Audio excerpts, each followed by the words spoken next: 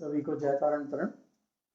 अखिल भारतीय तारण तरण जैन युवा सभा के तत्वाधान में संचालित आओ चले तारणम ही पाठशाला के अंतर्गत हम और आप तत्वार्थ उपदेश शुद्धसार जी की चर्चा कर रहे हैं। आचार्य प्रवर तारण स्वामी द्वारा विरचित इस उपदेश शुद्धसार में 401 नंबर की गाथा से 468 नंबर की गाथा तक भावक भावों की चर्चा की गई है। इस उपदेश शुद्धसार की टीका करी है ब्रह्मचारी दिव्यानंद महाराज जी ने। उसी आधार पर अपन आज लोभ भाव जो 29वां भाव है उसकी चर्चा करेंगे। पहले मंगलाचरण। अपानम सुदपानम परमप्पा विमल निर्मलम स्वरूपम सिद्ध स्वरूपम पिच्छति नमामि हम देव देवस्य। 428 नंबर की गाथा में लोभ भाव के बारे में चर्चा है। पहले पढ़ते हैं गाथा। लोभ सहाव संयुक्तम लोभम सहकार परिणाम गलीयम च आवरणम नहु पिच्छम ज्ञान सहावेन कम गलीयम च। 4 पंक्तियों में, ये 4 पदों में गुरु महाराज ने चारों भाव बता दिए कि तुम लोभ भाव से संयुक्त होगे तो क्या होगा। लोभ भाव गलने वाला है, वो कैसे गलेगा। तो आवरण नहु पिच्छम, तुम आवरण को नहीं देखोगे और अपने ज्ञान स्वभाव में रहोगे तो तुम्हारे लोभ भाव तो दूर की बात सारे कर्म भी गल जाएंगे। तो हम लोभ भाव में संयुक्त रहते हैं और उनमें संयुक्त रहते हुए हम पाप के दलदल में धंसते जाते हैं। और इसी कारण लोभ भाव को या लोभी को नकटा उपमा दी है, क्योंकि वो बेशर्म होता है। उसे अनीति के कार्य करने में शर्म नहीं आती, दुराचार करने में शर्म नहीं आती, अपनी इज्जत का ख्याल नहीं रहता। इसी कारण उसको नकटा कहा है। होता क्यों है, तो जब हमारी भीतर जो अपेक्षाएं रहती हैं उन अपेक्षाओं को पूर्ण करने के लिए हम लोभ भाव करते हैं। जो तृष्णा हमारे भीतर रहती है या जो चाहना हमारे भीतर रहती है या मूर्छा भी कह दें अपन, मूर्छा की पूर्ति करने के लिए, क्योंकि मूर्छा का ही दूसरा नाम परिग्रह है। तो परिग्रहों को इकट्ठा करने का लोभ अगर हमारे भीतर है तो उसे भी लोभ की श्रेणी में ही रखा जाएगा। और लोभ को हम अनेकों प्रकार से समझ सकते हैं। हमारे भीतर जो अपेक्षा है उन अपेक्षाओं की पूर्ति करने के लिए हम अनीति का, मायाचारी का, क्रोध का, मान का, सब प्रकार का प्रयोग करके उस अपेक्षा को पूरी करना चाहते हैं। और हम किसको सता रहे हैं उस लोभ की पूर्ति के लिए, इसका भी हमें ध्यान नहीं रहता। किसको दुख पहुंच रहा है, किसको उसके कारण हिंसा हो रही है जीव की, ये भी हम नहीं देखते और हम अपने लोभ की पूर्ति में मगन रहते हैं। जैसे किराने की दुकान वाला है, किराने की दुकान वाले के घर पे दुकान पे सामान है और वो सामान खराब हो गया है। उसे भी पता है कि ये खराब हो गया, इसमें जीव राशि पैदा हो गई है, और उसके बाद भी उसको लगता है कि इतने मेरे को नुकसान हो जाएगा कि मैं अगर ये सामान नहीं बेचूंगा तो मुझे भारी नुकसान हो जाएगा। तो वो सामान को भी बेच देता है।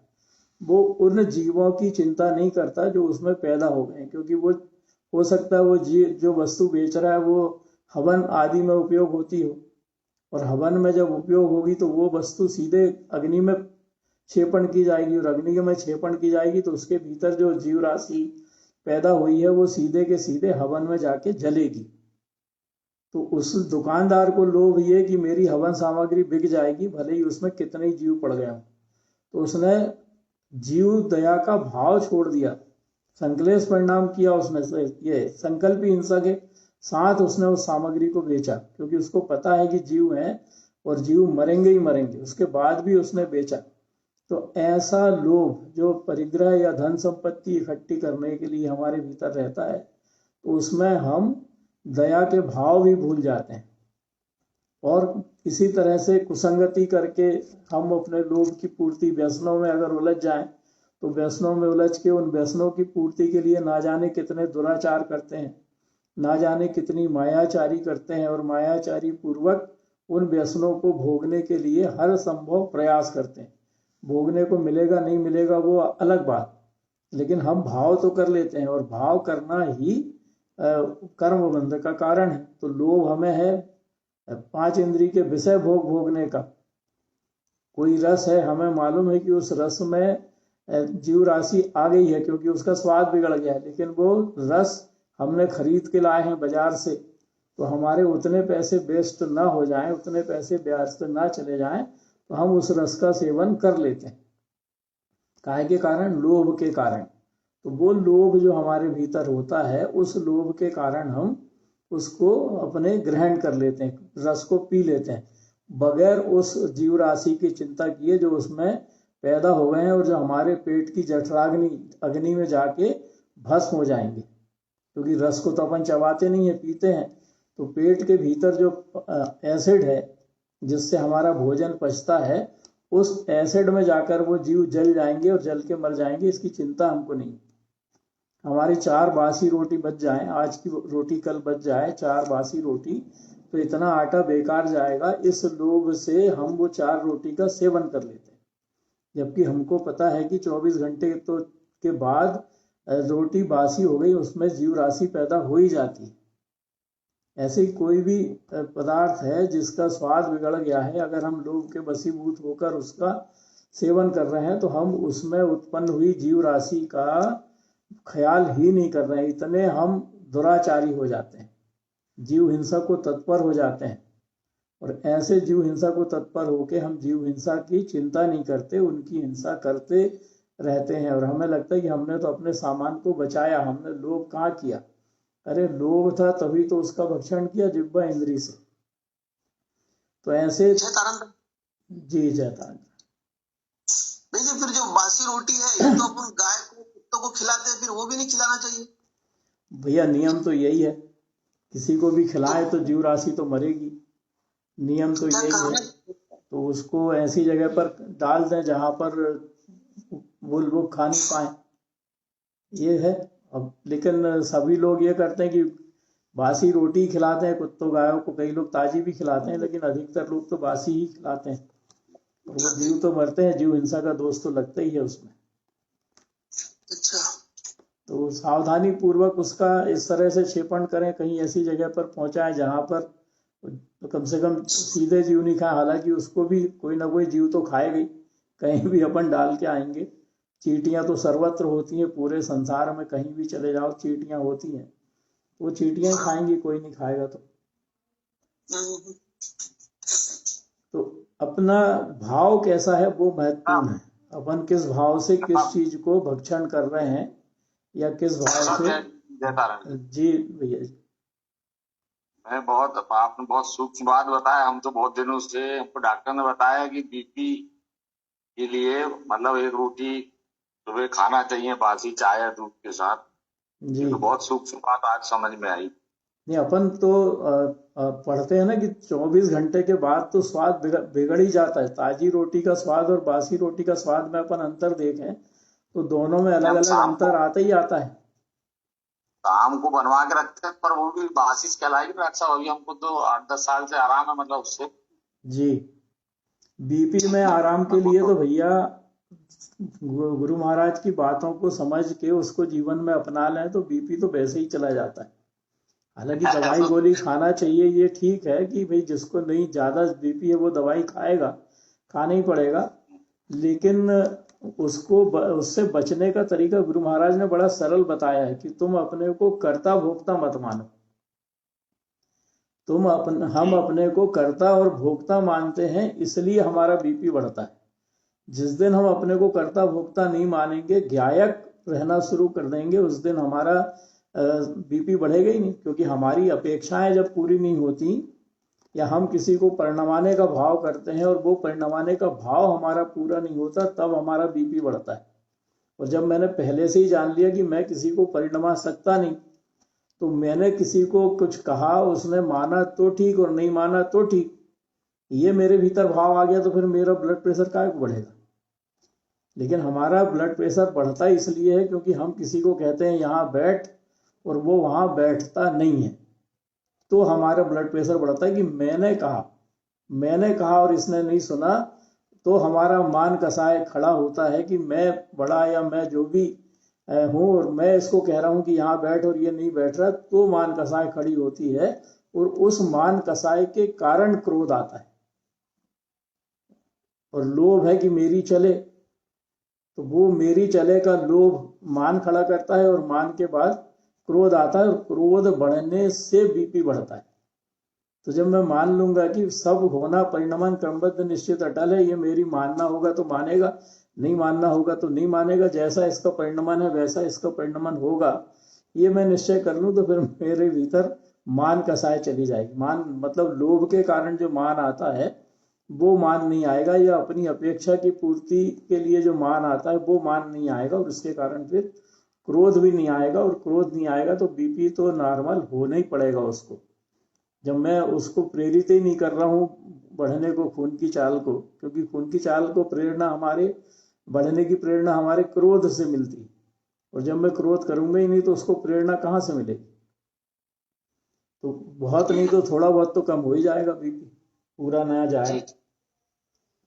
तो सिद्धांत को अपन जैसे जैसे अपने जीवन में अपनाते जाएंगे उतनी उतनी अपने मन में शांति आती जाती। तो अपन चर्चा करे थे कल जीवन के लोभ की, कि जीवन का लोभ हम आयु कर्म पर विश्वास नहीं होने के कारण करते हैं, कि जब हमारे भीतर ये निश्चय हो जाता है कि मैं कभी मरूंगा नहीं, या मैं मरूं ना, मरूंगा नहीं मानने वाले भी होते हैं और मरू ना वाले भी होते हैं, क्योंकि कई लोगों को भ्रम रहता है कि मैं स्वस्थ हूं तो मैं तो मरूंगा ही नहीं, और कई लोगों को ये डर रहता है कि मैं मर ना जाऊं। तो दोनों प्रकार के लोग, एक स्वस्थ रहने के लिए अभक्ष खाता है, दूसरा मर ना जाऊं इस डर से अभक्ष खाता है। और जिसको डर रहता है वही अभक्ष का सेवन करता है, जिसको डर नहीं है मरने का, जिसको ये निश्चित है कि मेरी आयु कर्म तो निश्चित है, और जिस दिन मेरी आयु कर्म पूरा होगा उस दिन मेरे पिताजी क्या मेरे देवी देवता जिनको मैं पूज रहा हूँ वो भी मुझे बचाने में सक्षम नहीं रहेंगे, मुझे ये देह छोड़नी ही पड़ेगी।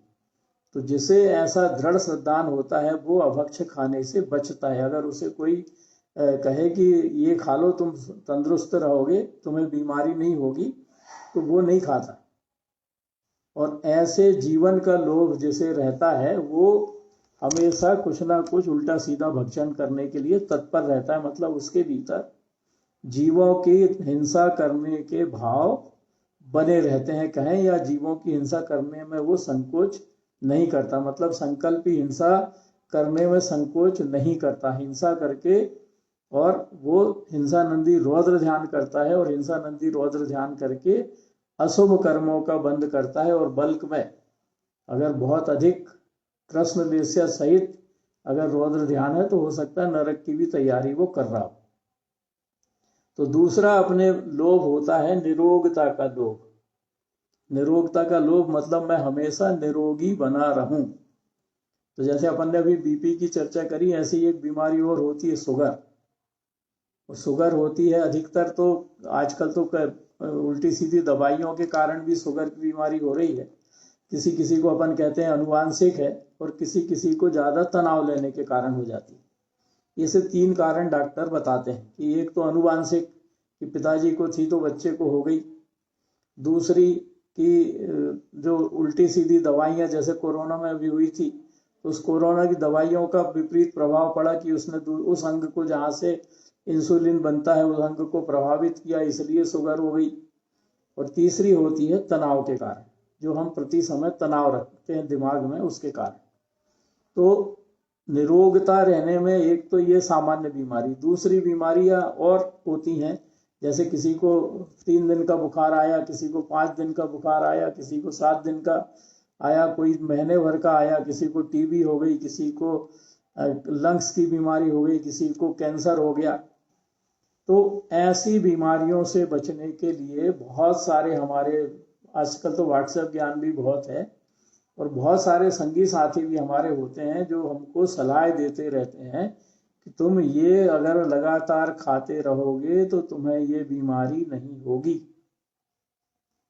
तो हमें लालच तो है कि हमें रोग ना हो, तो फिर हमें जब कोई सलाह देता है कि तुम ये खाओ, जैसे हीमोग्लोबिन हमारा कम हो गया तो खून बढ़ाने के लिए कई लोग हमें सलाह दे देते हैं। कोई कहता है चुकंदर खाओ, कोई कहता है अनार खाओ, कोई कहता है गुड़ खाओ, और भी कई प्रकार के लोग सलाह देते हैं।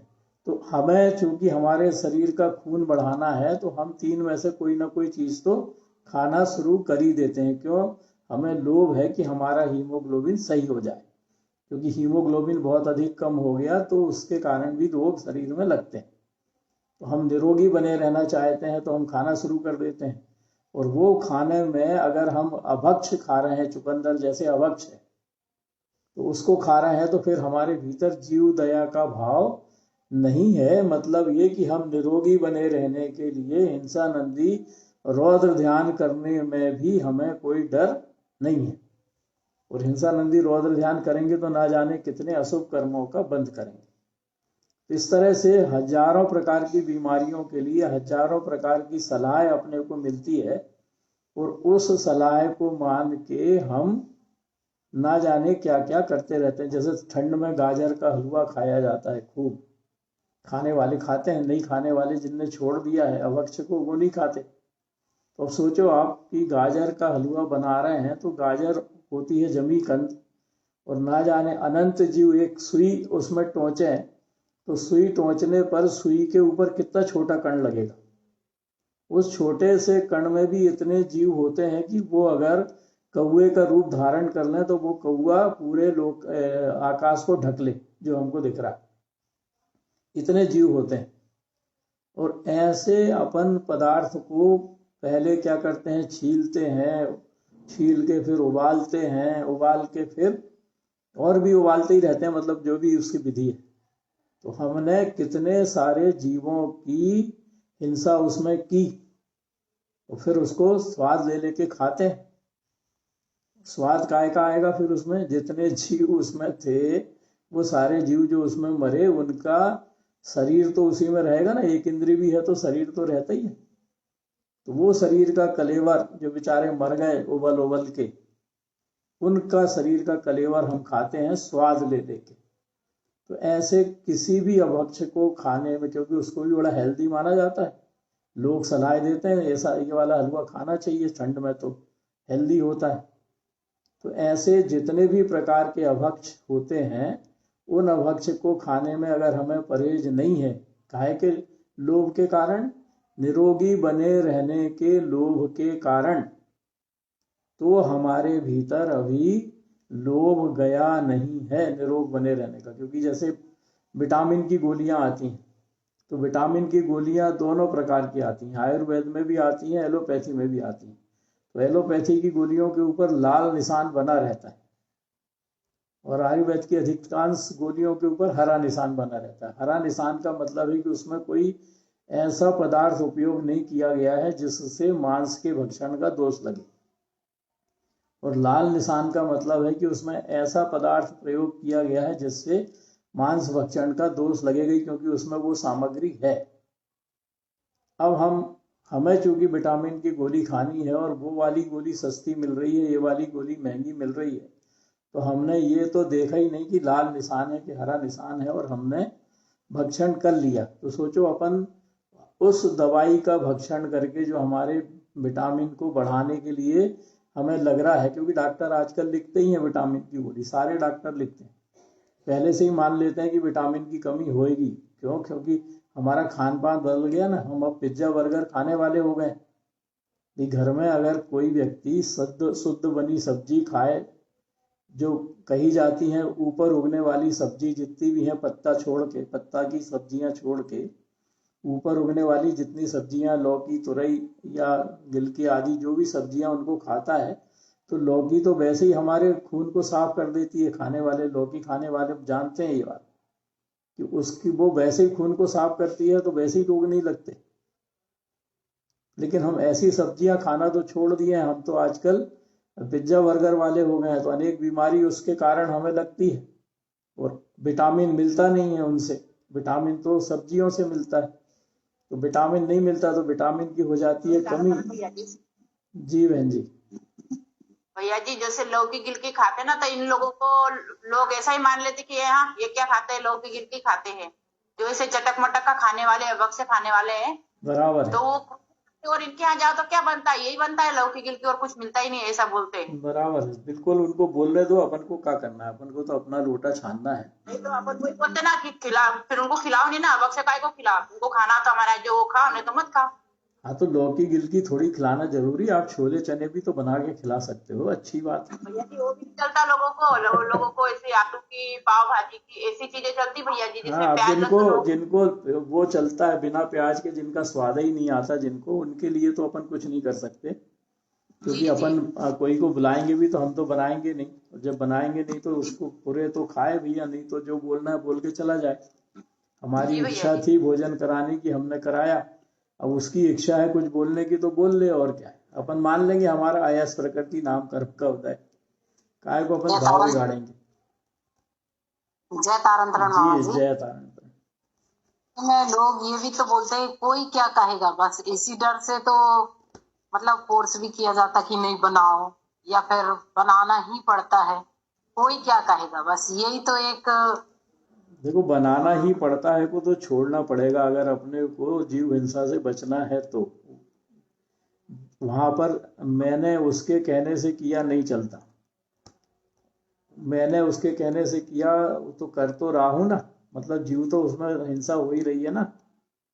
तो या तो अपन मैं तो इतना स्ट्रिक्ट हो जाऊं कि नहीं मैं तो नहीं करूंगा, जिससे करवाना हो कर लो, लगा लो तुम काम वाली भाई, और वो भाई से बनवाओ खूब, मैं तो नहीं बनाऊंगा, मैं नहीं बनाऊंगी, वे निश्चित कर लेंगे तो कोई बनवा नहीं सकता अपने से। और हमारी खुद की इच्छा बनी रहती है असल में कि बेटा छोटा है, बेटे को अभी हमने खुद ने खूब शुरू में प्याज खिलाई है, अब उसको बिना प्याज के भाता नहीं है तो हम बना दें बच्चे के लिए। क्यों बना दें? क्योंकि अब बच्चे को पेट नहीं भरेगा, अरे झक मार के पेट भरेगा उसका, अगर भूख लगेगी तो कुछ भी खाएगा, और भूख नहीं लगेगी तो 17 नखरे बताएगा। आजकल की माएँ बच्चे के पीछे कौर ले लेके घूमते रहती ना, पहले तो चाटा पड़ता था और बैठ के खाते थे सबके सब, और उसके बाद भी माँ छोड़ देती थी कि खाना है तो खा, नहीं खाना है मत खा। तो वो जमाना भी था, और आज की माएँ भी हैं कि अब पहले होते थे 4-4 6-6। चाटा ही बंद हो गया भाई साहब जी जी। चाटा ही तो बंद हो गए, स्कूल में भी और इधर भी उधर भी, सब जगह चाटा ही तो बंद हो गए। अरे आजकल तो एक एक दो दो बच्चे होने लगे हैं, और माँ पिता से कोई मतलब नहीं है, बच्चे अपने माता पिता वाले ही हो गए हैं, माता पिता बच्चे वाले हो गए, और एक है करके उसको मनाते रहते हैं पूरे दिन, मना मना के सब कुछ करते हैं। पहले रहते थे 4-6, और ना पिताजी को फुर्सत रहती थी देखने की और ना माँ को, क्योंकि माँ को इतने काम रहते थे कि वो काम से ही फुर्सत नहीं मिलती थी, और पिताजी को दुकान करने से फुर्सत नहीं मिलती थी, तो कोई नहीं देखता था कि बच्चा, उनको तो ये भी नहीं पता रहता था कि बच्चा पढ़ क्या रहा है।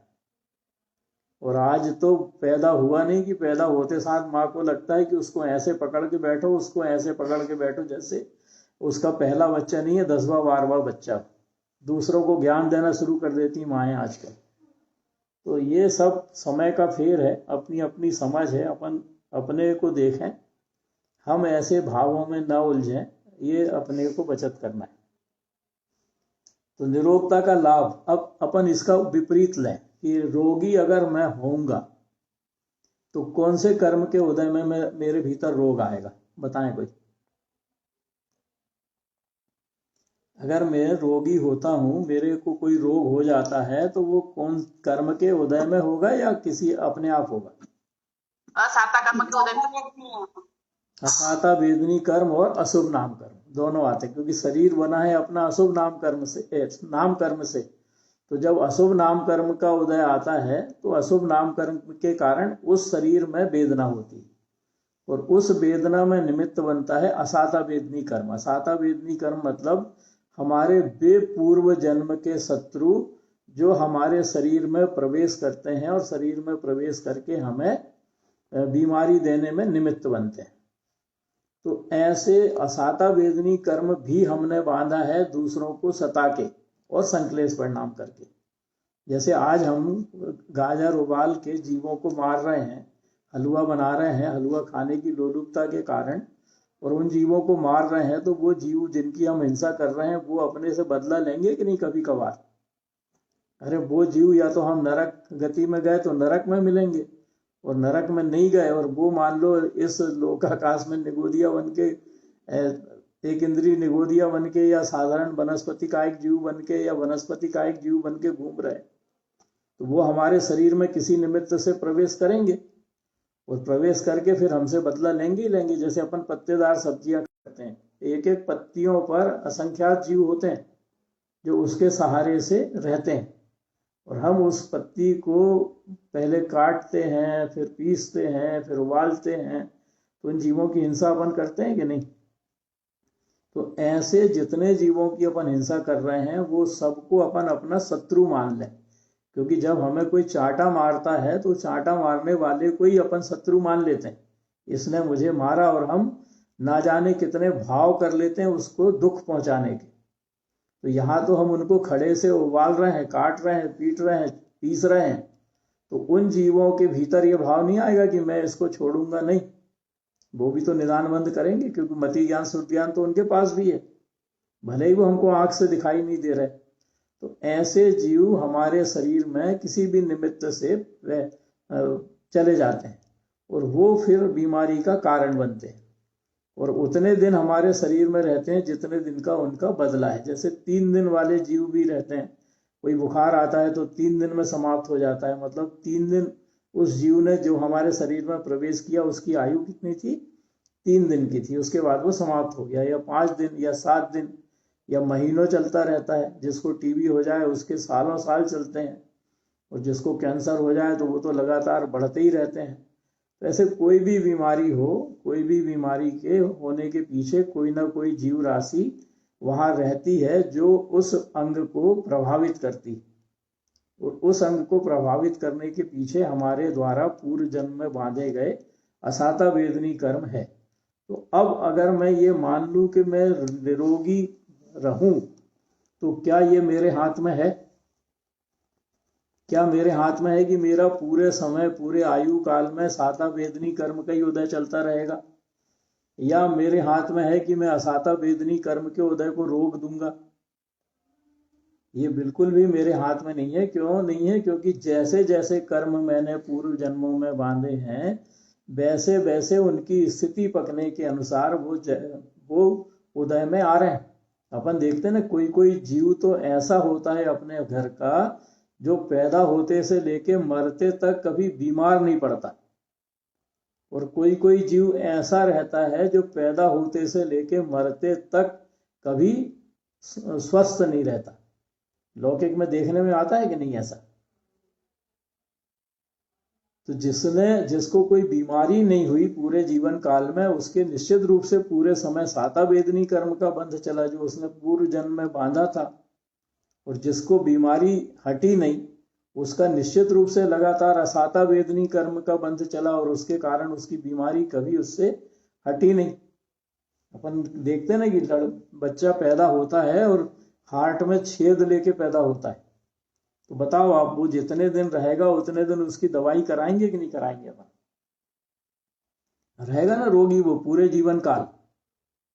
तो ऐसे जीव वास्तव में होते हैं हमारे शत्रु, जो परिवार में किसी न किसी से बदला लेने के लिए पैदा होते हैं, या हमने उनका धन खाया हो पूर्व जन्म में, तो वो धन अपने से खर्च करवाने आते हैं। और जिस समय उनका धन का जितना उनका अपन ने हड़पा था उतना या उसका कई गुना वो खर्च करवा देते हैं, और उसके बाद वो मृत्यु को प्राप्त हो जाते हैं। तो ऐसे अपन ने खुद ने जो कर्म बांधे हैं उस कर्म के अनुसार हमारे शरीर में रोगी अपना आता है या निरोगता रहती है। इसलिए हम अभक्ष खाएं और निरोगी रहेंगे ये कहना गलत है। हमें हमेशा बचना चाहिए अभक्ष खाने से, और हम अगर अभक्ष खाएंगे तो संकल्पी हिंसा का दोष उसमें लगता है, और संकल्पी हिंसा बिना रौद्र ध्यान के होती नहीं है, और रौद्र ध्यान नरक गति बंध का कारण बनता है। तो उससे अगर अपने को बचना है तो बचने के लिए ऐसे लोभ, निरोग रहने के लोभ को हम ना करें। तीसरे प्रकार का लोभ होता है पंचेंद्रिय के विषयों को भोगने का लोभ। 5 इंद्रिय के विषय अपन जानते हैं, कान से अच्छी आवाज सुनना, आंख से अच्छे अच्छे दृश्य देखना, नाक से अच्छी सुगंध लेना, रसना इंद्रिय से अच्छे अच्छे भोजन करना, स्वाद लेना, स्पर्शन इंद्रिय से भोग भोगना। तो ये सब इनका लोभ अपने को रहता है। तो इस लोभ की पूर्ति बिना धन के होती नहीं। जैसे टीवी में अच्छे दृश्य देखना है तो टीवी चाहिए, क्योंकि बाहर तो अपन रोज रोज कहीं जा नहीं सकते शहर छोड़ के, तो घर में ही बैठ के अच्छे अच्छे दृश्य देखना है तो कहाँ देखें, टीवी में देखें, मोबाइल में देखें। तो अच्छे अच्छे दृश्य देखने के लिए अच्छा टीवी चाहिए, अच्छा मोबाइल चाहिए। तो कैसे आएगा, तो उसके लिए धन चाहिए। अच्छा संगीत सुनना है तो अच्छा संगीत सुनने के लिए कोई साधारण रेडियो से भी अच्छा संगीत सुन लेता है, कोई पूरा रूम थिएटर बनाता है, उस रूम थिएटर से संगीत सुनता है, कोई रूम थिएटर बना के अपने घर में ही टाकीज जैसा इंतजाम कर लेता है और फिर अच्छे दृश्यों को देखता है। तो इन सब के लिए पैसा चाहिए ना, धन। तो आँख से, कान से जो अपने विषय की पूर्ति करना है उसके लिए धन चाहिए। अगर मुझे अच्छा परफ्यूम पसंद है तो अच्छा परफ्यूम खरीदने के लिए धन चाहिए, क्योंकि उसकी सुगंध मुझे अच्छी लगती है, जीवन भर में वही लगाऊंगा क्योंकि मुझे अच्छी सुगंध लगती है। रसना इंद्री से अच्छे अच्छे भोग सामग्री भोगने के लिए, अच्छे अच्छे भोजन करने के लिए हमें धन चाहिए। अच्छी अच्छी उपभोग सामग्री, मुलायम बिस्तर हो, बड़ा बाथरूम हो, बड़ा घर हो, सब कुछ बड़ा बड़ा हो जिसमें कहीं कोई असुविधा ना हो। तो ऐसा बड़ा घर बनाने के लिए, बड़ी उपभोग सामग्री इकट्ठी करने के लिए धन चाहिए। और फिर स्पर्शन इंद्री के विषय अगर सप्त व्यसन में लिप्त है तो और ज्यादा कामुक है, तो उन इंद्रियों के विषयों को भोगने के लिए भी धन चाहिए, स्पर्शन इंद्री के विषय भोगने के लिए। तो सब इंद्रियों के विषय भोगने के लिए चाहिए धन। तो क्या करना पड़ेगा, इंद्रियों के विषय भोगने के लिए धन का लालच करेगा, मतलब धन कमाएगा। अब वो धन कमाने में कई प्रकार से धन कमाने के भाव हो सकते हैं। एक तो धन कमाने का भाव ये कि जितना आए उतने में संतुष्ट।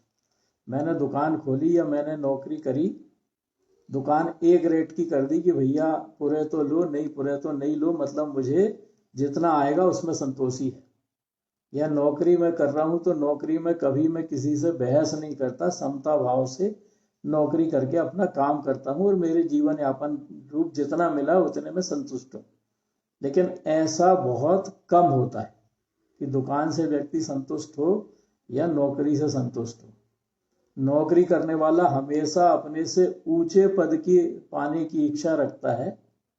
इसी प्रकार दुकान वाला अपनी छोटी दुकान को बड़ी, बड़ी को और बड़ी, बड़ी को और बड़ी करने की लालसा रखता है। क्यों? क्योंकि उससे उसे धन कमाना है। तो ये धन कमाने का जो भाव हमारे भीतर आता है वही लोभ करने को प्रेरित करता है। और फिर वो लोभ जब हमारे भीतर आ जाता है तो हम अधिक कीमत की वस्तु में कम कीमत की वस्तु मिला के बेच देते हैं। हम ऐसे औजार जो 1 रुपए का औजार 2 रुपए में बिकता है, ऐसे औजार बेचना शुरू कर देते हैं। हम ऐसे औजार बनाने की फैक्ट्री लगा लेते हैं जिनसे जीव हिंसा होती है। हम ऐसे एसिड आदि दुकान पे बेचने लगते हैं जिससे जीव हिंसा होती है। हम ऐसे खेत में डालने वाली दवाई बेचने लगते हैं जिससे जीव हिंसा होती है। हम चमड़े के जूतों का व्यापार तक करने लगते हैं जिससे जीव हिंसा होती है। तो ऐसे अपने लोभ के कारण जिस व्यापार में ज्यादा बचत है वो व्यापार अपन ये विचारे बगैर कि इसके निमित्त से कितनी जीव हिंसा होगी करना शुरू कर देते हैं। क्यों? क्योंकि उसमें ज्यादा बचत है, उस धंधे में ज्यादा बचत है, इस अपेक्षा से करना शुरू कर देते हैं। सराफे की दुकान है तो झूठ सच बोल के अगर अपन दुकान चला रहे हैं तो वो भी लोभ के ही कारण चलाते हैं। तो ऐसे हमारे भीतर जो लोभ कसाय के कारण धन को इकट्ठा करने की लालसा रहती है, वो लालसा भोग उपभोग के लोभ, चौथा भोग उपभोग का लोभ है। भोगने को सामग्री मिले और उपभोग करने को सामग्री मिले, तो उसके लोभ के कारण भी अपन धन संपत्ति इकट्ठी करते हैं। तो ऐसे अगर हम करते हैं तो क्या हम जितना चाहें उतना धन कमा सकते हैं? बताएं कोई। जितना चाहें उतना धन हम अपनी तिजोरी में रख सकते हैं? नहीं रख सकते। वो तो पुण्य के उदय से मिलेगा उसको। क्या कहते हैं, मुझे बहुत बढ़िया। लाभांतराय कर्म एक होता है जो अपन बांधते हैं, पूर्व जन्मों में बांधे हैं। तो जब लाभांतराय कर्म का क्षयोपशम होता है तो हमको लाभ होता है, और लाभ होने पर धन संपत्ति हमारे पास आती ही आती है। उसको आने से हम रोक नहीं सकते। और जब लाभांतराय कर्म का उदय होता है तो लाभांतराय कर्म के उदय में धन संपत्ति हमसे दूर होते जाती है। हम कितने ही जतन कर लें तो भी कहीं ना कहीं हमको घाटा लगते जाता है और हमें मुनाफा नहीं होता। मतलब धन संपत्ति हमें प्राप्त उतनी होती है जितनी जीवन यापन करने लायक, क्योंकि थोड़ा बहुत तो लाभांतराय कर्म का सभी को रहता है, तो उतनी प्राप्त होती है जितनी जीवन यापन करने लायक है, या कई को तो भूखे भी रहना पड़ता है। तो वो जय तारण जी, जय तारण। बहुत जोड़ने में आनंद आता था मामा जी बहुत, लेकिन अब तो ऐसा लगता है कि अब क्या करेंगे इसको जोड़ के, और जो जितना है इसी में काम चला लेते, इसे क्या कहेंगे? समता भाव, इसको समता भाव कहेंगे। मतलब आपका लोभ काफी हद तक कम हो गया। पूरा गया है कि नहीं ये तो आप जाने, लेकिन काफी हद तक कम हो गया ये कहेंगे। अगर हमारे भीतर लोभ के भाव नहीं है, जो है उसमें हम अपने आप को सक्षम मान रहे कि हम इतने में ही काम चला लेंगे, तो ये समता भाव है। मतलब हमारी आसक्ति कम हो गई, और ऐसा ही होना चाहिए। पाउडर क्रीम सब त्याग है, मंदिर नहीं लगाएंगे, बाहर की मतलब मान लो कभी शादी वगैरह में आ गया ना, त्याग है सबका बराबर। पूरे शादी वगैरह में लगा के नहीं जा रहे तो फिर सही में त्याग है। और शादी के समय उपयोग कर रहे हैं, बाकी जगह उपयोग नहीं कर रहे हैं, तो त्याग नहीं है बहन जी। कभी अच्छा दिखने की भावना तो है। शादी मान लो कभी घर की शादी हुई और आया लगा किसी की भी हो, किसी की भी शादी हो, अगर हमारा त्याग है मतलब त्याग है। और त्याग तभी होता है जब पूरी तरह से त्याग हो, और नहीं तो हमारे भीतर आसक्ति है सुंदर दिखने की, इसलिए हम शादी वगैरह में उपयोग कर रहे हैं।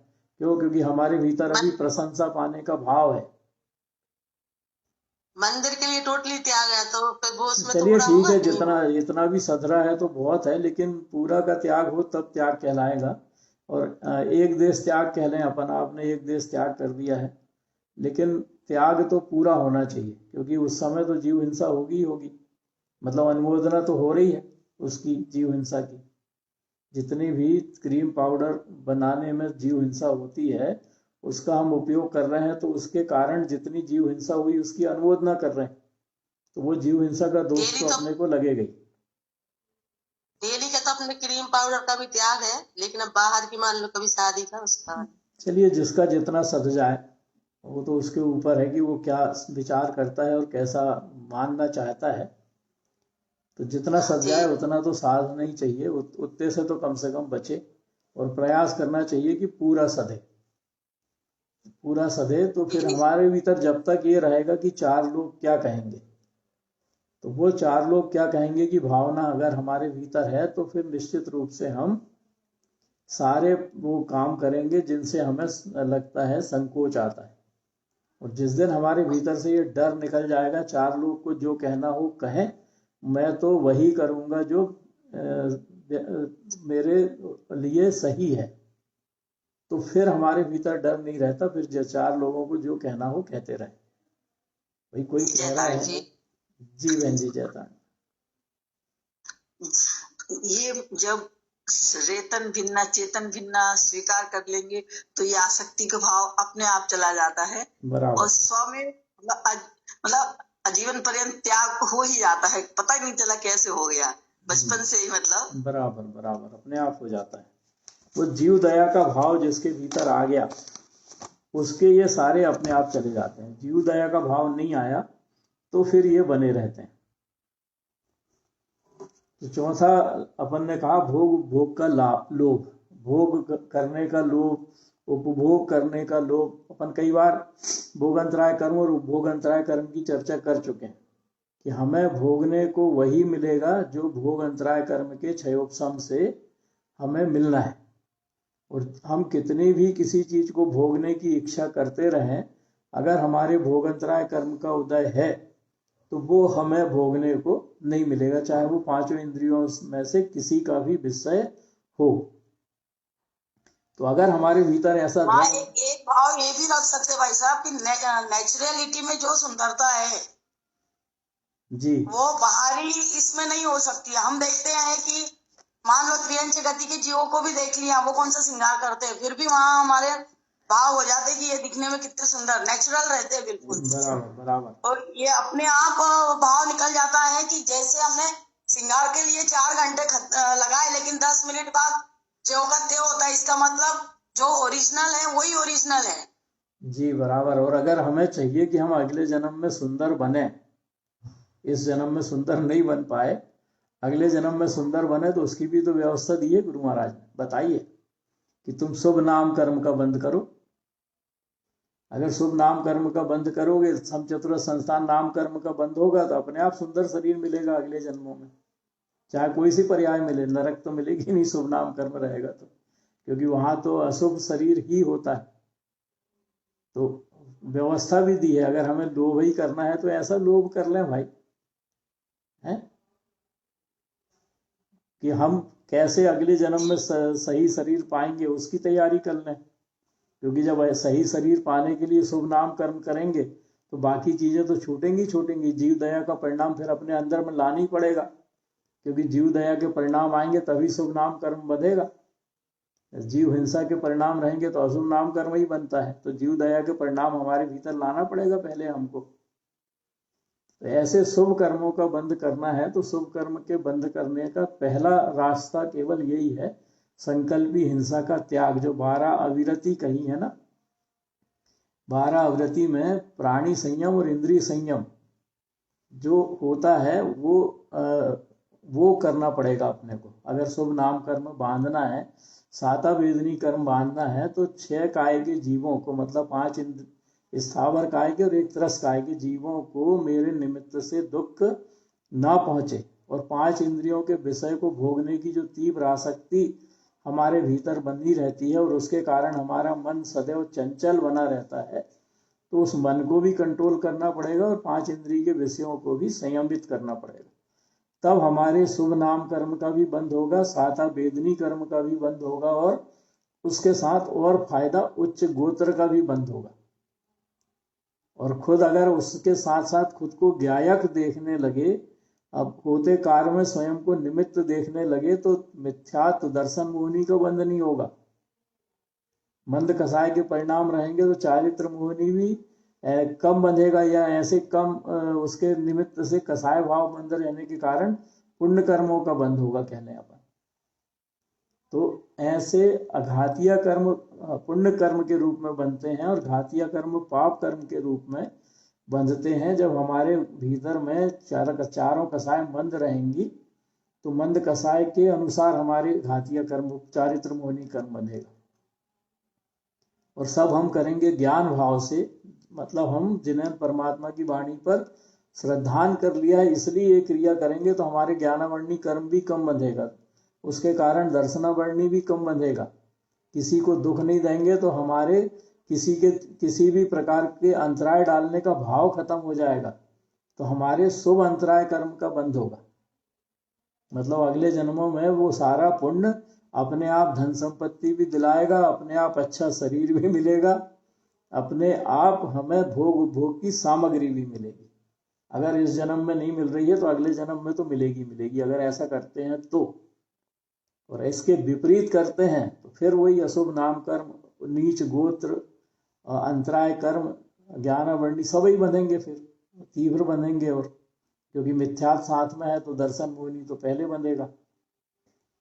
कर्म की व्यवस्था अगर हम हमारी आज्ञा सम्यक्ति से ऊपर उठ गए हैं अपन, मतलब खुद को ज्ञायक देखने लगे हैं हर आचरण में, तो उसके लिए कर्म को समझने की आवश्यकता नहीं है। लेकिन जो अभी खुद को ज्ञायक नहीं देख रहा है, उसको तो कर्म व्यवस्था के अनुसार विचार करना चाहिए कि मैं जो काम कर रहा हूं उसके कारण मुझे कौन सा कर्म बंध रहा है। ये विचार उसको जरूर करना चाहिए, क्योंकि अगर ऐसा विचार करेगा तो कम से कम वो अशुभ भाव आने पर उनको रोकने का प्रयास कर सकता है।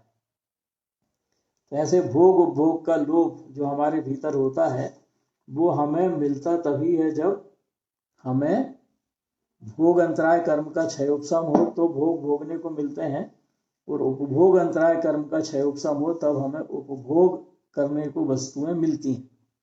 और जब इनका कर्मों का उदय रहता है तो ये वस्तुएं हमें नहीं मिलती, चाहे हम कितना ही इनको भोगने का लोभ हमारे भीतर कर लें। हम दिन भर कमाएं, 100 रुपये 200 रुपये 500 रुपये कमा के लाएं, और आज विचार करें कि आज तो मैं ये वाला भोजन करूंगा, कमाया है मैंने तो ये वाला भोजन करूंगा, वहीं से विचार करना शुरू कर दिया। वस्तु खरीद के भी ले आया, घर में लाके दे भी दिया बनाने के लिए, और कोई ना कोई ऐसा निमित्त मिलेगा कि वो वस्तु भोगने को नहीं मिलेगी। अगर हमारे भोगंतराय कर्म का उदय है तो वो वस्तु कड़वी निकल जाएगी, वो वस्तु में कुछ गिर जाएगा, वो वस्तु कुछ भी हो जाएगा, मतलब कोई भी निमित्त उसमें मिल जाएगा जिसके कारण वो हम भोग नहीं पाएंगे अगर भोगंतराय कर्म का उदय है तो। और अगर हमारे भोगंतराय कर्म का क्षयोपशम है और हमें कुछ खाने की इच्छा है और घर में वो वस्तु है नहीं और हमें आज वो वस्तु भोगने को मिलनी है, तो पता नहीं कौन आके घर में दे जाएगा उस वस्तु को, बगल वाले ही दे जाए लाके कि आज हमारे घर में ये बना था तो हमें लगा कि इनको भी दें, तो लाके दे गया वो कि आप भी उसको खाओ। तो ऐसा होता है, ऐसा है विश्वास अपने को, बगल वाला लाके देगा अगर आना है भोगने में तो। बोले कोई?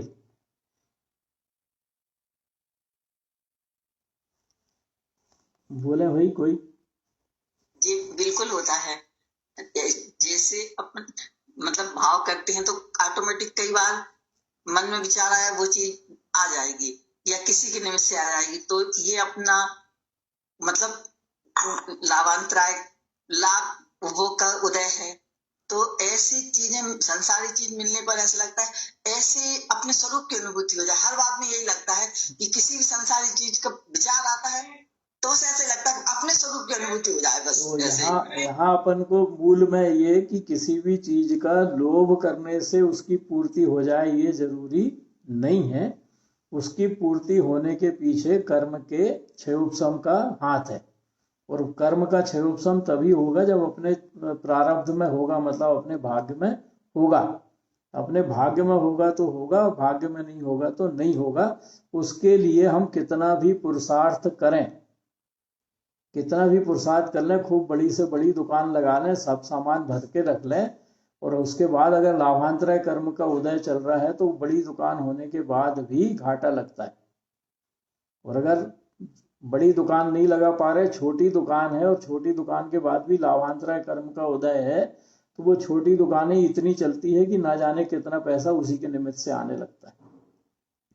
तो इसलिए हमें नहीं करना चाहिए लोभ। इसलिए हमें दूसरे का वैभव देखकर उससे ईर्षा नहीं करनी चाहिए। क्यों नहीं करनी चाहिए? क्योंकि उसका वैभव उसके अंतराय कर्म के क्षयोपशम के कारण है। दूसरे की प्रतिष्ठा बढ़ रही हो, दूसरे का यश बढ़ रहा हो, तो हमें उससे ईर्षा नहीं करनी चाहिए। क्यों नहीं करनी चाहिए? क्योंकि उसका यश नाम कर्म का उदय है और उसके कारण उसकी प्रतिष्ठा बढ़ रही है।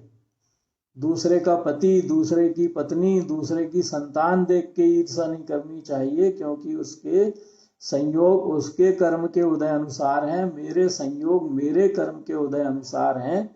मेरा पति या पत्नी मेरे पूर्व के निदान बंध के अनुसार या कर्मों के अनुसार है, मेरी संतान मेरे खुद के निदान बंध के अनुसार है, और उनका भी अपना अपना कर्म का उदय है और उसके अनुसार उनका परिणमन है। इसलिए दूसरों के पति पत्नी पुत्रों को देख के ईर्षा नहीं करनी चाहिए कि वो इतना बढ़ गया, मेरा बेटा मेहनत करता तो ये भी बढ़ जाता। अरे कहाँ से बढ़ जाएगा? अगर उसकी मामा जी सोनाली जी का हैंड रेज है, कब से लगा? सोनाली खुरई, आप कोई कोहोस्ट क्यों अनम्यूट नहीं करते? कोहोस्ट हो बेटा तुम तो। सोनाली अभी बन गई हैं। बोले कुछ नहीं चाचा जी, मैं ये कहती कि जैसे अपन ये तुलसी आदि की या की पत्तियां अपन तोड़ते हैं पेड़ से अपने मतलब उपयोग के लिए, तो इसमें दोष लगता है। लगता है दोष तो लगता है, लेकिन अपन चूंकि ये औषधि वाली पत्तियां हैं तो औषधि वाली पत्तियों की कई लोग छूट रखते हैं। जैसे मैंने खुद ने तुलसी की पत्ती, नीम की पत्ती, पुदीना की पत्ती, और यहाँ तक कि अभी तो मैंने धनिया की पत्ती की भी छूट रखी हुई है, क्योंकि वो भी घर की व्यवस्थाओं के अनुसार छूट नहीं पाती। तो तो दूसरा ज्यादा परेशान ना हो करके उसकी भी छूट मैंने रखी हुई है। दोस्त तो मुझे लगेगी, लेकिन इन पत्तियों की छूट के बाद अपन नियम ले सकते हैं ना कि शेष पत्तियों का हमारा त्याग, तो कम से कम उतना तो छूट गया। वो तो और बाकी जब अपन किसी का हाँ क्षमा मांग के तोड़ ले पहली बात, और तोड़ेंगे तो दोस्त तो लगेगी, क्योंकि उसका वो हाथ पे क्षमा मांग के ही तोड़ते, क्षमा भाव ही रहता है, उसके अंगोपांग है, विवेक पूर्वक तोड़ते हैं कि बड़ी पत्तियां बराबर। मामा जी जैसे विवेक पूर्वक तोड़ते हैं उनको कि बड़ी पत्तियां तोड़े। हाँ बराबर। पत्ती तोड़ते हैं तो उसका डंठल लग, अब डंठल तोड़ रहे हैं तो वो हो गई कौन सी लेस्या, कापोत लेस्या। वो पत्ती तोड़ रहे हैं तो पत्ती तोड़ना हो गया पीत लेस्या। और पकी पत्ती जो नीचे गिर जाती है उनको उठा रहे हैं, उनको तोड़ रहे हैं पकी पत्तियों को, तो हुई पद्म लेस्या। और नीचे गिरी पकी पत्ती को उठा के काम चला रहे हैं तो वो हो गई शुक्ल लेस्या। अब अपन देख लें कि अपन क्या तोड़ते हैं, क्या उठाते हैं, क्या करते हैं, उसके अनुसार हमारी कसाय निश्चित हो जाएगी।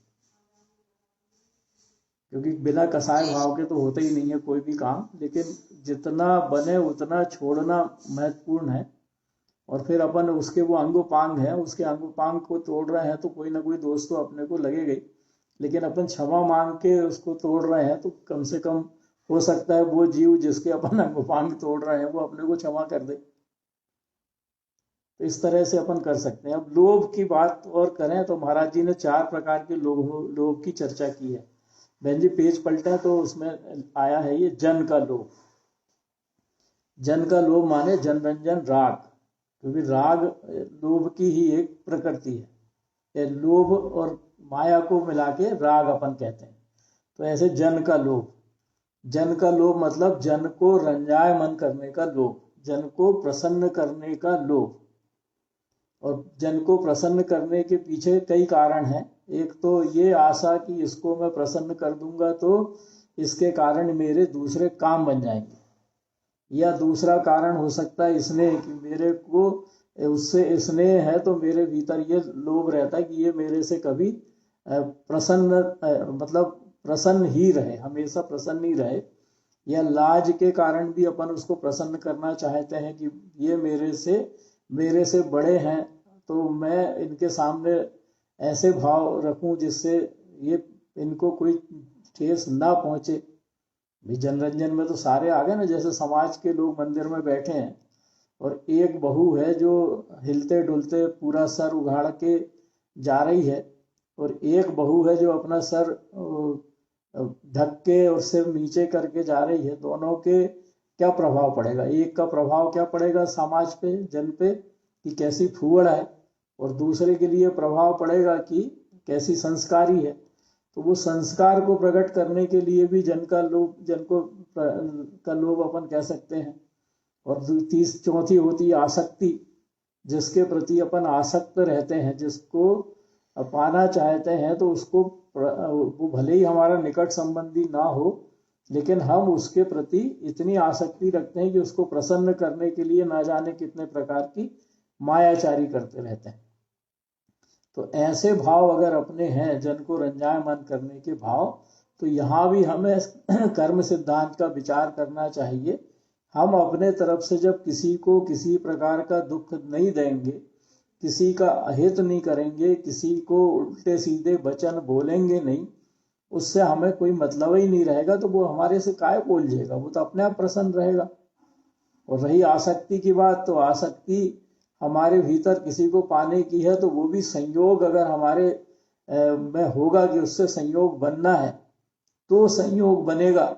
और अगर हमारे संयोग में वो व्यक्ति आना ही नहीं है तो फिर वो संयोग में आएगा ही नहीं, चाहे हम कितनी भी मायाचारी करके उसको प्रसन्न करने का प्रयास करें। जैसे पुरुष किसी स्त्री को प्रसन्न करता है तो मायाचारी के भाव करके झूठ सच हर तरह के वचन का प्रयोग करता है आसक्ति के भाव के कारण। या कोई स्त्री किसी पुरुष को पसंद करती है तो वो आसक्ति के भाव के कारण झूठ सच सब प्रकार का के वचन बोलती है और उसकी रसना इंद्री के माध्यम से भी उसके निकट होना चाहती है।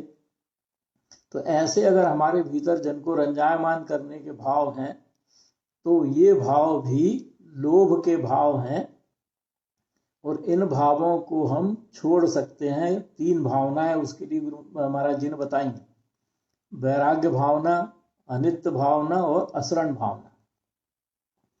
इस संसार में हमारी कोई शरण नहीं है। किसी के पास चले जाएं और हम सोचें कि वो हमारा काम बना देगा, तो वो हमारा काम बनाने में निमित्त हो सकता है अगर वैसा काम होना हो तो, और अगर वैसा कार्य पूर्ण नहीं होना होगा उसके निमित्त से, तो वो 3 काल में निमित्त भी नहीं हो सकता। और काम अगर कोई होना है तो वो खुद की उपादान शक्ति से होता है, किसी के करने से नहीं होता। लेकिन कोई ना कोई निमित्त उसमें उपस्थित रहता है, और निमित्त को व्यवहार में अपन उपकारी मानते भी हैं। तो व्यवहार में उपकारी मानना उचित है, लेकिन हम सोचें कि वो काम करा देगा, तो ये हमारी सोच अलग है। इसी प्रकार किसी भी देवी देवता के पास चले जाएं और उनको कहें कि ये हम आपकी शरण हैं, आप हमारे को निरोगी कर दो, आप हमारे को धनवान बना दो। किसी भी गुरु के पास चले जाएं और उनसे कहें कि तुम हमें पिच्छी का पंखा दे दो, एक पंख पिच्छी का पंख हमारी पेटी में डाल लेंगे तो हमारी दुकान की बिक्री बढ़ जाएगी, तो ऐसा होता नहीं। किसी भगवान की मूर्ति घर में ले आएं और घर में रख लें और रोज 13 प्रकार की अगरबत्ती लगाएं और अगरबत्ती लगा के जीव हिंसा और करें, तो भी उस मूर्ति के निमित्त से हमारे घर में धन संपत्ति आने वाली नहीं है। चाहे वो कोई से भगवान की मूर्ति हो, आएगा तो वही जो हमारे कर्म में लिखा हुआ है, या कर्म जो अपन ने बांधे उसी के अनुसार। तो कोई शरण हमारे नहीं है। किसी भी पदार्थ के प्रति जो हमें लगाव होता है, तो वो पदार्थ हमें अगर ये निश्चय हो जाए कि ये पदार्थ अनित्य है, अनित्य है मतलब हम जिस पदार्थ को भी पाना चाहते हैं वो परमाणुओं का स्कंध है, पुद्गल है, और पुद्गल में सुख होता नहीं है, और मैं उस पुद्गल के निमित्त से सुख भोगना चाहता हूँ, या उसको अपने पास इकट्ठा करके अपने संयोग में लाके अपने आप को बड़ा आदमी समझना चाहता हूँ, तो वो पदार्थ जो पुद्गल से बना है, जो अनित्य है, जो क्षणभंगुर है, जो नाशवान है, उस पदार्थ के प्रति मेरा जो लगाव है, वो लोभ मुझे उल्टे सीधे काम करने के लिए प्रेरित करता है, जन को रंजायमान करने के लिए प्रेरित करता है।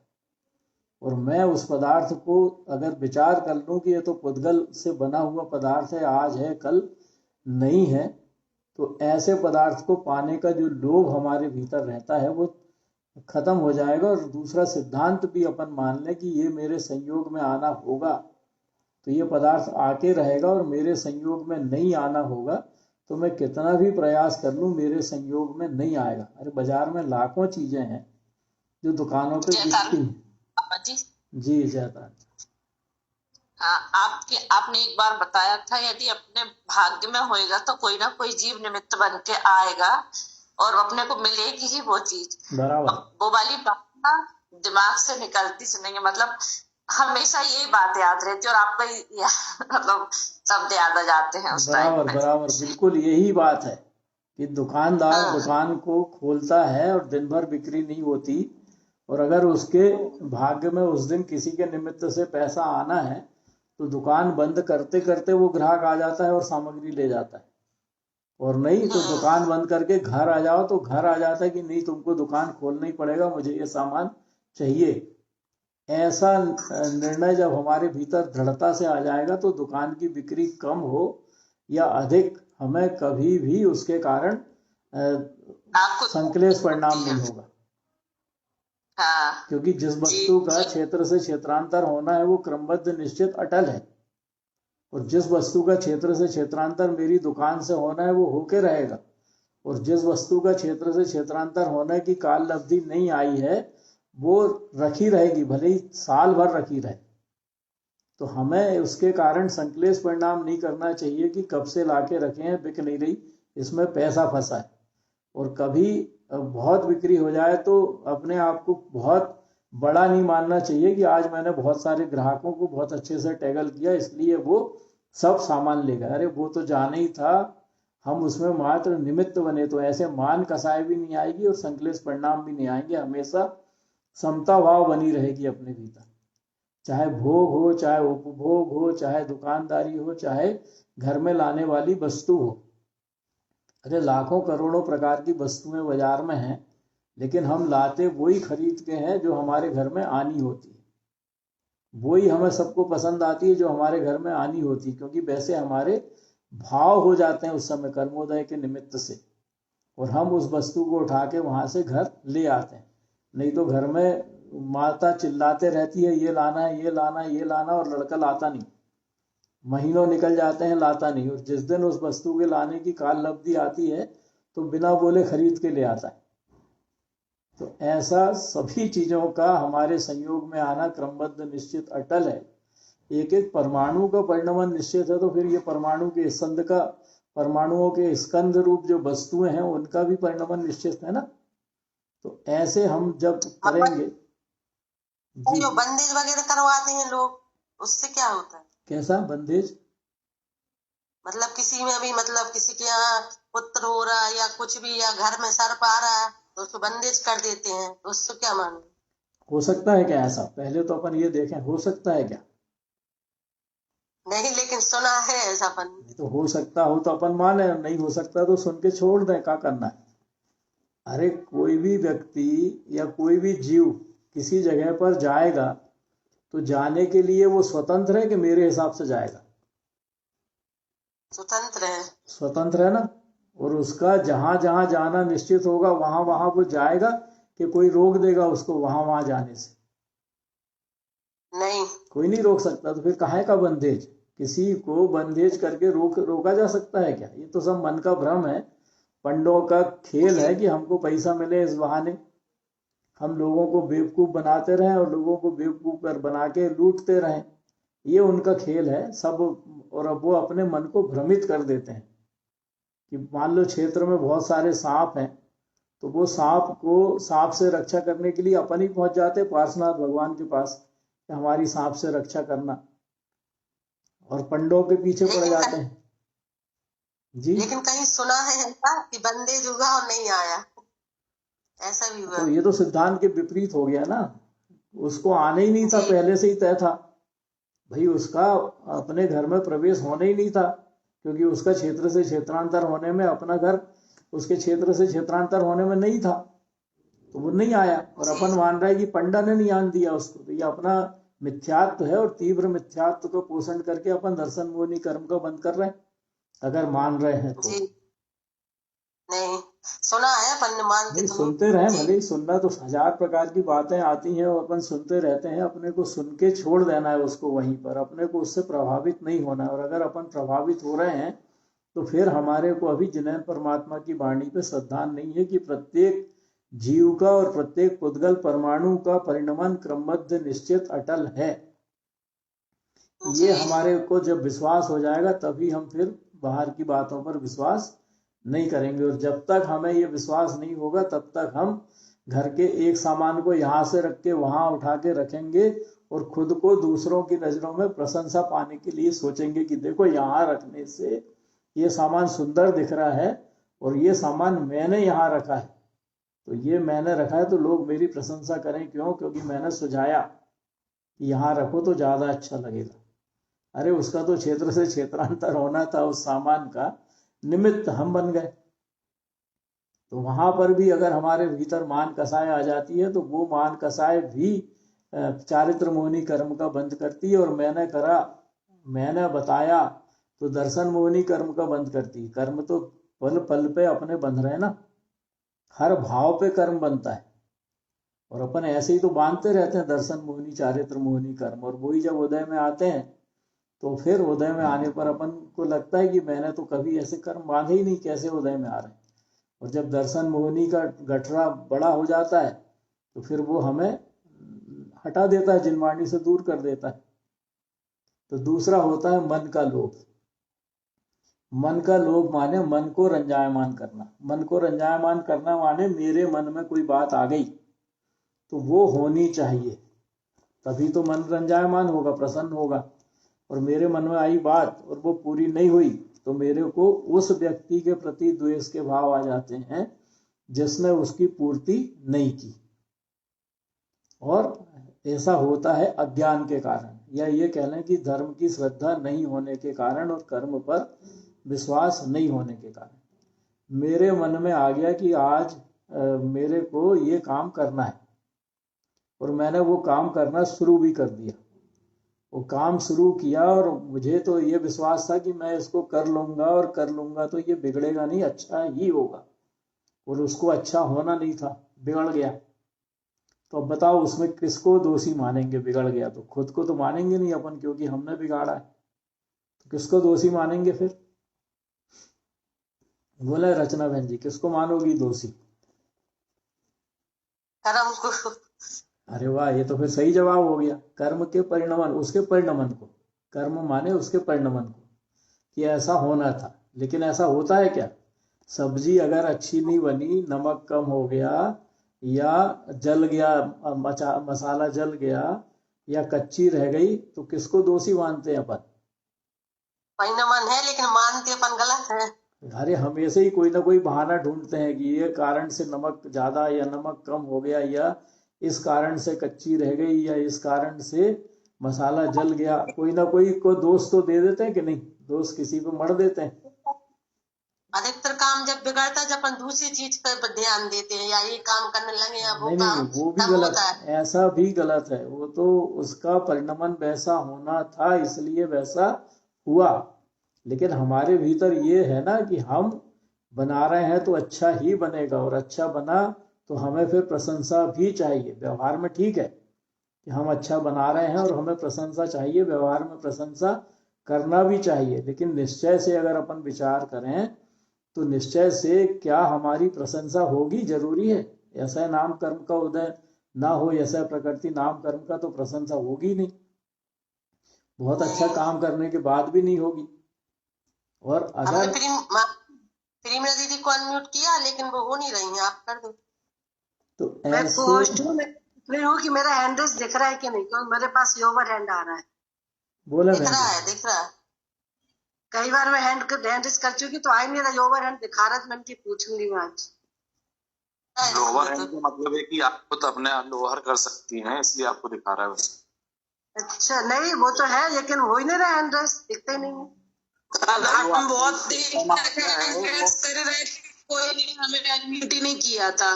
महाराज जी के प्रवचन से चाचा के प्रवचन तक कोई ने अनम्यूट नहीं किया। पार्टिसिपेंट आजकल क्या सामने नहीं दिखता है? पार्टिसिपेंट में जाते हैं ना, तब जाके हैंड रेस दिखता है। पहले सब सामने दिख जाता था। पहले सामने दिख जाता था, आजकल दिखता नहीं है। आजकल दिखता नहीं है, पार्टिसिपेंट में जाते तब दिखता है। वही हम महाराज जी के प्रवचन से हैंड रेस का कल नेटवर्क जा रहा था, तो बार बार वो चला जा रहा था जूम पर। नहीं तो उस समय वो नेटवर्क चला गया, फिर से ऑन करी तो फिर होस्ट नहीं थे ना, इसीलिए। होता क्या है कि इस बार जो शुरू में देख लेते हैं ना, तो फटफट बना देते हैं। हाँ ना, हाँ वही। चलिए, बहुत अधिक समय ले लिया मैंने, घड़ी देखी नहीं थी, और घड़ी नहीं देखने के कारण 10 मिनट ज्यादा आपका समय हो गया। इसके बची चर्चा अपन कल करेंगे। सभी को जय तारण तारण स्तुति लेते हैं। निज निधि निज में बताई, यह अनंत उपकार है।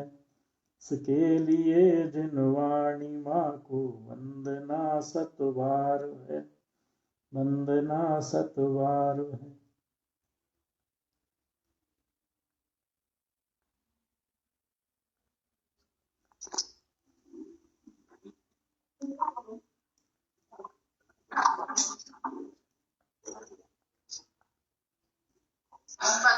जी आगे से देख रहे थे, चलो बार दिन को दूध को ना मम्मा नानी के पास से